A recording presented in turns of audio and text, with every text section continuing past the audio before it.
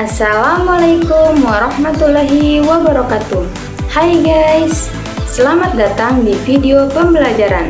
Pada video kali ini kita akan bahas materi mengenai aspek teknis dan teknologi guna untuk memenuhi mata kuliah studi kelayakan bisnis dengan dosen pengampu Ibu Lutfia Irwan Rajak SMAK. Sebelumnya, perkenalkan, nama saya Ardianita KU, saya dari Prodi Akuntansi semester 4, Fakultas Ilmu Sosial Universitas Muhammadiyah Gorontalo. Yuk lanjut ke video berikut ini. Baik, kita masuk ke materi pertama mengenai pengertian dan hal yang perlu dianalisis pada aspek teknis dan teknologi. Sebelumnya, pada analisis pasar dan pemasaran di video saya yang sebelumnya menunjukkan sebuah ide bisnis layak untuk dijalankan, maka langkah berikutnya adalah menjawab pertanyaan apakah bisnis tersebut secara teknis dapat dijalankan atau tidak. Meskipun berdasarkan aspek pasar dan pemasaran, suatu bisnis layak dijalankan, tetapi jika secara teknis tidak dapat dijalankan dengan baik, maka investasi sebaiknya ditunda terlebih dahulu. Hal ini disebabkan karena bisnis sering mengalami kegagalan karena tidak mampu menghadapi masalah-masalah teknis. Kemudian ada hal yang perlu dianalisis pada aspek teknis dan teknologi, yaitu yang pertama, pemilihan lokasi pabrik, karena lokasi pabrik yang strategis merupakan salah satu sumber keunggulan bersaing. Yang kedua, penentuan skala produksi yang optimal, karena skala produksi yang terlalu besar akan menimbulkan pemborosan, namun sebaliknya, skala produksi yang terlalu kecil akan kehilangan peluang untuk mendapatkan keuntungan. Yang ketiga, pemilihan mesin dan peralatan, karena mesin dan peralatan yang digunakan sangat berpengaruh pada keberhasilan proses produksi. Yang keempat, penentuan layout pabrik dan bangunan, karena layout yang baik akan meningkatkan efisiensi dan efektivitas proses produksi. Dan yang kelima, pemilihan teknologi, karena teknologi yang tepat memampukan perusahaan menghasilkan produk dengan kualitas yang baik dalam waktu yang cepat dan dengan harga yang murah. Analisis aspek teknis dan teknologi memiliki tujuan loh teman-teman. Analisis aspek teknis dilakukan untuk menjawab pertanyaan apakah secara teknis bisnis dapat dibangun dan dijalankan dengan baik. Suatu ide bisnis dinyatakan layak berdasarkan aspek teknis dan teknologi jika berdasarkan hasil analisis ide bisnis dapat dibangun dan dijalankan dengan baik. Secara spesifik, analisis aspek teknis dan teknologi dalam studi kelayakan bertujuan menganalisis kelayakan lokasi untuk menjalankan bisnis, menganalisis besarnya skala produksi untuk mencapai tingkatan skala ekonomi, menganalisis kriteria pemilihan mesin peralatan dan teknologi untuk menjalankan proses produksi, menganalisis layout pabrik, layout bangunan, dan fasilitas lainnya, dan yang terakhir, menganalisis teknologi yang akan digunakan. Ada beberapa hal yang perlu dipahami dalam aspek teknis dan teknologi. Yang pertama yaitu penentuan lokasi bisnis. Lokasi bisnis yaitu lokasi di mana bisnis akan dijalankan, baik lokasi untuk lahan pabrik maupun lokasi untuk perkantoran. Lokasi untuk lahan pabrik dapat dipisahkan dengan lokasi perkantoran. Namun pembahasan saya kali ini lebih ditekankan pada pembahasan lokasi atau lahan pabrik karena pemilihan lokasi pabrik jauh lebih kompleks dibandingkan dengan pemilihan lokasi untuk perkantoran.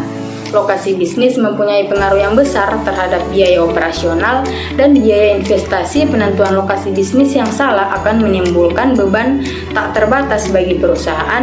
Penentuan lokasi bisnis ditentukan oleh beberapa variabel yang dapat digolongkan menjadi variabel utama atau primer dan variabel pendukung atau sekunder. Yang pertama yaitu variabel utama dalam pemilihan lokasi bisnis, yaitu ketersediaan bahan mentah. Perusahaan sangat membutuhkan bahan mentah dengan jumlah yang besar sebagai bahan utama. Oleh karena itu, ketersediaan bahan mentah merupakan variabel utama yang harus diperhatikan untuk menentukan lokasi bisnis. Beberapa hal yang perlu dipertimbangkan dalam penentuan lokasi berkaitan dengan bahan mentah yaitu jumlah bahan mentah yang dibutuhkan dalam satu periode dan selama usia investasi. Yang kedua, harga bahan mentah baik sekarang maupun proyeksi harga bahan mentah pada masa yang akan datang. Yang ketiga, kapasitas, kualitas, dan kontinuitas sumber bahan mentah yang ada di lokasi tersebut. Yang keempat, biaya pendahuluan yang diperlukan sebelum bahan mentah diproses termasuk biaya pengangkutan dan sebagainya. Selanjutnya yaitu letak pasar yang dituju. Biaya distribusi tidak hanya diperlukan untuk mengangkut bahan ke lokasi bisnis atau pabrik, tetapi juga diperlukan untuk mengangkut barang-barang jadi. Oleh karena itu, dalam pemilihan lokasi bisnis, biaya distribusi dan transportasi barang hasil produksi dari pabrik ke konsumen perlu diperhatikan. Lokasi bisnis sebaiknya lebih mendekat ke pasar jika biaya transportasi barang jadi ke konsumen lebih besar dibandingkan biaya transportasi bahan mentah ke lokasi bisnis atau pabrik. Yang ketiga, ketersediaan sumber energi, air, dan sarana komunikasi. Hampir setiap bisnis memerlukan sumber energi untuk menggerakkan mesin maupun peralatan lainnya. Selain itu, ketersediaan fasilitas air dan komunikasi juga sangat penting untuk menunjang proses produksi. Kemudian, ketersediaan tenaga kerja. Perusahaan harus menganalisis ketersediaan suplai tenaga kerja, baik tenaga kerja terampil maupun tenaga kerja kasar, karena hal ini sangat berpengaruh terhadap biaya produksi yang ditanggung perusahaan. Perusahaan yang padat karya akan membutuhkan banyak tenaga kerja, misalnya industri rokok, garmen, sepatu, dan sejenisnya. Kemudian ketersediaan fasilitas transportasi. Ketersediaan sarana transportasi tidak hanya penting untuk keperluan bahan mentah ke pabrik dan pengangkut bahan jadi dari pabrik ke pasar, tetapi juga penting untuk pengangkutan tenaga kerja dari tempat ke lokasi bisnis. Ketersediaan sarana transportasi yang baik dapat mengatasi kelemahan daerah tersebut sebagai akibat lemahnya faktor-faktor pemilihan lokasi lain. Selain variabel-variabel utama dalam pemilihan lokasi bisnis yang sudah disebutkan tadi, variabel-variabel pendukung juga perlu diperhatikan dalam pemilihan lokasi, yaitu yang pertama hukum, peraturan, dan adat istiadat yang berlaku di masyarakat setempat. Yang kedua, iklim, keadaan tanah, dan struktur topografis lain. Yang ketiga, sikap masyarakat terhadap ide bisnis yang akan dijalankan. Yang keempat, rencana pengembangan perusahaan pada masa yang akan datang. Dan yang terakhir, biaya pengerasan tanah. Kemudian penentuan luas produksi. Luas produksi yaitu jumlah atau volume hasil produksi yang seharusnya diproduksi oleh perusahaan dalam satu periode tertentu. Luas produksi harus direncanakan secara matang agar perusahaan dapat memperoleh keuntungan yang optimal. Jumlah produksi yang terlalu besar akan menyebabkan adanya penumpukan barang jadi di gudang sehingga ini menimbulkan pemborosan. Sebaliknya, jumlah produksi yang terlalu kecil akan menyebabkan perusahaan tidak mampu memenuhi permintaan pasar dan berakibat kehilangan kesempatan untuk mendapatkan keuntungan. Luas proses produksi berbeda dengan luas perusahaan. Hal ini karena mengukur luas perusahaan tidak hanya dapat diukur dengan pendekatan luas produksi saja, tetapi juga dapat diukur dengan beberapa indikator, yaitu yang pertama, bahan dasar yang digunakan. Indikator ini dapat digunakan jika bahan dasar tertentu mendominasi seluruh proses produksi. Contohnya, bahan dasar ketela pada pabrik tapioka, bahan dasar beras pada pabrik tepung. Yang kedua, barang yang dihasilkan. Indikator ini dapat digunakan jika barang yang dihasilkan menggunakan berbagai bahan yang memiliki tingkat kepentingan yang relatif sama. Contohnya, perusahaan tehel yang menggunakan bahan semen dan pasir, perusahaan roti yang menggunakan bahan dasar tepung beras, tepung terigu, dan telur. Yang ketiga, peralatan mesin-mesin yang dapat digunakan. Indikator ini dapat digunakan jika alat produksi jangka panjang memegang peranan utama dalam perusahaan tersebut. Contohnya kandang dalam peternakan ayam, tanah dalam perusahaan pertanian. Dan yang keempat, jumlah pegawai yang digunakan. Indikator ini dapat digunakan jika perusahaan menggunakan berbagai bahan dasar dan proses produksinya merupakan kegiatan yang padat tenaga kerja. Contohnya industri linting rokok, industri batik tulis, dan sejenisnya. Perusahaan tidak selalu memaksimalkan luas produksi karena ada faktor-faktor yang membatasi luas produksi perusahaan. Faktor-faktor yang membatasi luas perusahaan dan harus dipertimbangkan dalam menentukan luas produksi ada beberapa, yaitu yang pertama batasan permintaan pasar, yang kedua batasan kapasitas mesin, yang ketiga batasan jumlah dan kemampuan tenaga kerja, yang keempat batasan kemampuan finansial dan manajemen, yang kelima batasan ketersediaan bahan dasar, dan yang terakhir batasan ketersediaan faktor-faktor produksi yang lain. Yang ketiga, pemilihan mesin peralatan dan teknologi. Pemilihan mesin peralatan dan teknologi merupakan hal yang penting.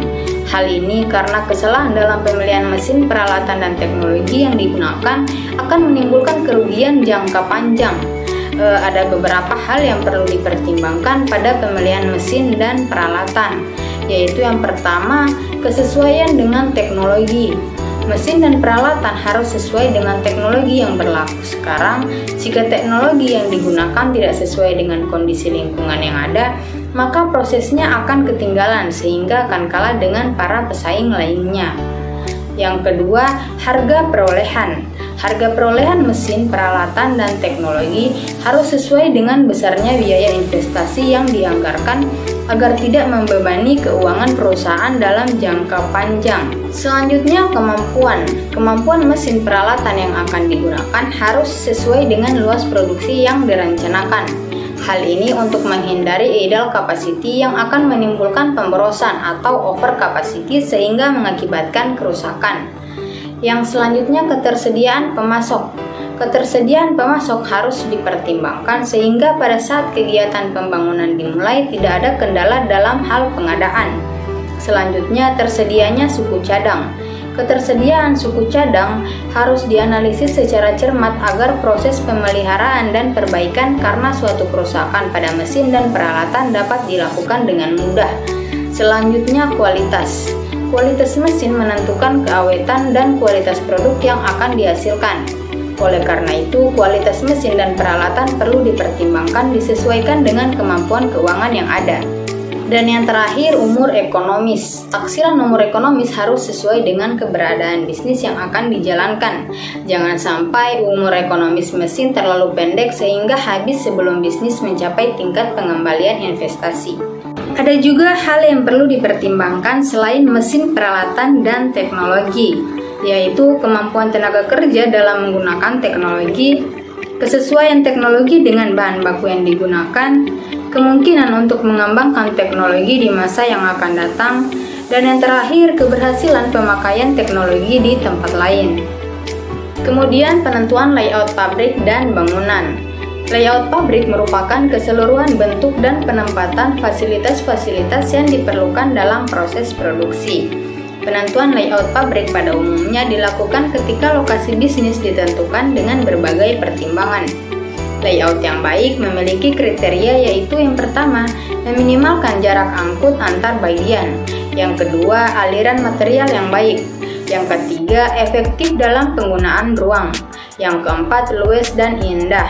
Yang kelima, memberikan keselamatan atas barang-barang yang diangkut. Yang keenam, memungkinkan adanya perluasan bisnis. Yang ketujuh, meminimalkan biaya produksi. Dan yang terakhir, memberikan jaminan keamanan yang cukup bagi keselamatan tenaga kerja. Secara umum, ada 3 tipe layout, yaitu yang pertama, layout proses atau fungsional. Pada layout proses, mesin-mesin dan peralatan yang mempunyai fungsi yang sama dikelompokkan dan ditempatkan dalam satu tempat atau ruang tertentu. Layout ini cocok untuk perusahaan yang berproduksi untuk pesanan di mana banyak pesanan yang berbeda, baik dalam bentuk kualitas maupun jumlahnya. Yang kedua, layout produk atau garis. Pada layout produk, mesin-mesin dan peralatan disusun berdasarkan urutan operasi yang diperlukan untuk produksi yang akan dibuat. Layout ini cocok untuk digunakan bagi perusahaan yang berproduksi secara terus-menerus dalam jumlah yang besar. Selanjutnya, layout kelompok. Pada layout kelompok, mesin-mesin dan peralatan yang memuat serangkaian komponen yang sama dikelompokkan pada satu tempat. Layout ini merupakan kombinasi antara layout produk dan layout proses. Kita masuk ke materi terakhir, yaitu sumber data. Sumber data terbagi menjadi 2, yaitu data primer dan sekunder. Yang termasuk dalam data primer yaitu lokasi bisnis, luas produksi, mesin peralatan dan teknologi, dan yang terakhir layout. Yang kedua, data sekunder, yaitu data tentang spesifikasi peralatan dan teknologi yang akan digunakan, profil masyarakat, profil daerah, dan literatur yang berkaitan dengan penentuan lokasi bisnis, penentuan lokasi produksi, pemilihan mesin peralatan dan teknologi, dan penentuan layout. Oke, sampai sini dulu ya video saya kali ini. Buat teman-teman, terima kasih yang sudah menonton. Jangan lupa like, komen, dan follow ya. Semoga ilmunya bermanfaat. Billahi fisabilil haq, fastabiqul khairat. Wassalamualaikum warahmatullahi wabarakatuh. Bye-bye.